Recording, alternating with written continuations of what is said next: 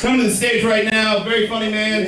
Friend of mine for a long time. It's a great opportunity for me to be here to see him off right. Ladies and gentlemen, the very, very funny Tommy Donaldson. Give it up for Tommy Donaldson. That's fucking great.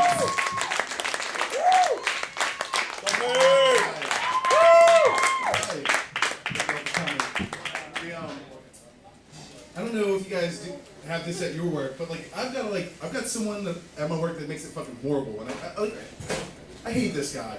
Like everything that he fucking does annoys me. Like every time he comes to work, it tells me like how much he's had to drink that night. Like he's like, oh dude, I had so many Jaeger bombs last night. It was like I was Pearl Harbor. You know what I'm saying?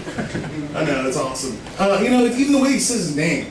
And he's like, hey, guess who's here? It's Charlie. All right. It's fucking awesome. You know, it's like someone that you just want to fucking like choke. And then like, you know, and then give him like CPR, and then choke again. You know, so you kill him twice. You know what I mean? You hate him so much you just want to kill him twice. You know what I mean? Maybe I'm a little high-strung. I realize this. So instead of like coming in the next day to work and like with an automatic rifle and just shooting everybody, I have like some stress-relieving exercises that I do. What I like to do is I like start off with a little yoga to release the stress from my body. And do a little Tai Chi to like balance and then center my energies. And then to help build my confidence, I like to watch Asian porn. No, see the thing is, it's not what you think. I'm not like into Asian women. Like I'm not into dudes either. But like, see the thing is, my mom's Asian, my mom's Korean, and so I'm very highly paranoid about developing an Oedipus complex. Because like I remember the first time I watched Asian porn, I was really excited. I was like, oh my god, Asian porn, it's amazing. You know what I mean? Like it's like, you know, it started, you know, it's getting good. I'm like, oh yeah. Holy shit, is she using chopsticks? Oh shit. Oh yeah, this is gonna be awesome. Hold on. She kinda looks like my mom. Hold on. No, hold on. She really, I had to stop the porn. She, I mean, like, I had to check the box. Like, oh. Thank God, it was just Ling Ling the panda. I mean, all Asians look alike, you know what I'm saying? You know how it goes. But you know, it's like, see the thing is like when you watch porn, like, you know, when I watch porn, like when I put the DVD in and I'm just about to press play, in this moment, like when I'm about to admit to the universe that the only way that I'm gonna have naked women in my room is by pressing play on this DVD and having some dude with a huge dick fucker. Like I don't appreciate that about like regular porn. Like these guys like have huge cocks. It's like you know, to get the shot of a whole dick, like it's gotta be split screen to get the balls and the head. It's like amazing. It's like it's too much. Like you know, with you know, it's so huge. I don't appreciate. It's not like I'm not saying I have a small dick, but like you know, I don't have like a 12-inch cock. And I mean, the reason why you guys know that I don't have a 12-inch cock is because I'm wearing pants. I swear to God, if I had a 12-inch dick, I would never wear pants. Because I had a 12-inch cock. No one could tell me different. You know, it's all the jungle. You know what I mean? The only guy to tell me to put it away is like a guy with a 13-inch cock. You know, put that small thing away. This is how the world works. I mean, this is built in our DNA, and that's how it works. You know, but they you know, I watch Asian porn for the dudes. It's because, like, you know, those guys are working, like, with half a roll of dimes. I'm thinking to myself, like, you know, if I was with those girls, they wouldn't have to fake it. More than half the time.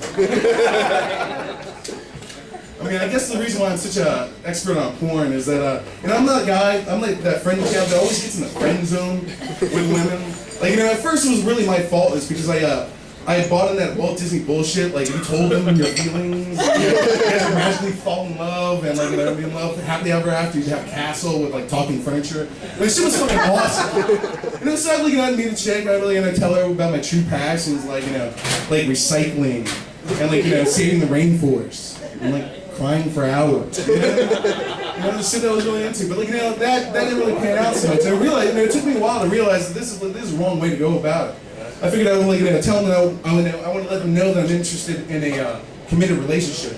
So like on the first date, like I would like, you know, talk about, I don't know, like how beautiful our babies would be. I really happened to run into my friend Ron, who's my wedding planner. Oh, I'm sorry, our wedding planner. This didn't work out so hot, I know, right? But you know, I got tired of the shit. You know, it's, you know, I decided to just be like as direct as possible. So whenever I meet a woman, like I always introduce myself. I'm like, hey, I'm Tommy. How's it going? That's this really nice sweater. Blue? That's a really good color on you. You know what my favorite thing about that sweater is? Your boobs. They are fucking awesome. You know, I really like your right one. I'd love your left one too. Give me a chance. You know what I'm saying? You know, that hasn't worked either, and I don't know why.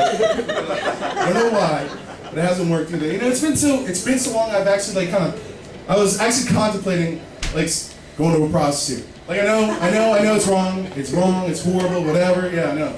It's horrible, but you know, and it's illegal. I get it, but like you know, I'm not really afraid of that so much because like if I get arrested for soliciting a prostitute, like it wouldn't be so bad because I'd be like on the registered sex offender list, and like you can't take me home, and like we can't be friends. You're gonna take me to your house, and I'm a registered sex offender. Like we're not there to be friends. We're not watching Bambi. I came for one thing, so you shouldn't be so surprised if we walk in the bathroom and say like, Tommy, why are you naked? And are you trying to fuck my lamp? No, I am fucking your lamp. And well. You know, it's just like, you know, one of the things that like, I don't want to like, I was afraid that like with getting a prostitute, I don't want to have it end up to be like the hair cuttery. Remember like when the first time like the hair cuttery, like your mom gave you like a crisp 20 and you went in there and you were just kind of like I want a haircut, and you just kind of walked in and somebody got you and like they gave you a haircut and it was all right, you know the bangs were a little fucked up, right? But like you're sitting there getting a haircut and someone sits down and they're getting a fucking mohawk. Are you kidding me? I could have a fucking mohawk. But it's the same with prostitutes. I don't want to be committed to like one prostitute. You know what I mean? Like because maybe there's another prostitute out there who isn't going to participate in the Take Your Kid to Work Day program. It's also It's also the pricing. It's like I don't know, I don't have a government-appointed job where I can just like siphon money from like from homeless shelters to pay for like $5,000 like call girls. but at the same time, like you don't really want like a $5 blowjob. I mean, it does sound awesome, right? $5 blowjob. Who doesn't want that? You know what I mean? But like there's got to be something's up, right? I mean, like maybe her AIDS has AIDS, or maybe her dick's bigger than yours. Or the worst, like halfway through the best blowjob you've ever had, she tries to sell you timeshare. I mean, that shit is just fucking ridiculous, right? But it's the price in there that really kind of gets me because like I don't know, like really, I mean, I haven't had, I don't have any friends. Well, maybe they haven't fessed up to it that they're prostitutes. But like I really don't have the idea of like what you should pay for a prostitute. And like what if like, do I have to pay extra if I've gone over my time and I'm still crying? Like, what if I want to do a doggy style? I mean, I pay extra for that, and I'd be interested in that, but or maybe I'd like to have her poop on me. Is that okay? Hold on, no. Okay, how much for her not to poop on me? I would pay. No, that's horrible. That's horrible. These guys don't want to come in. She wants to poop on you. You want to poop on me? I would pay.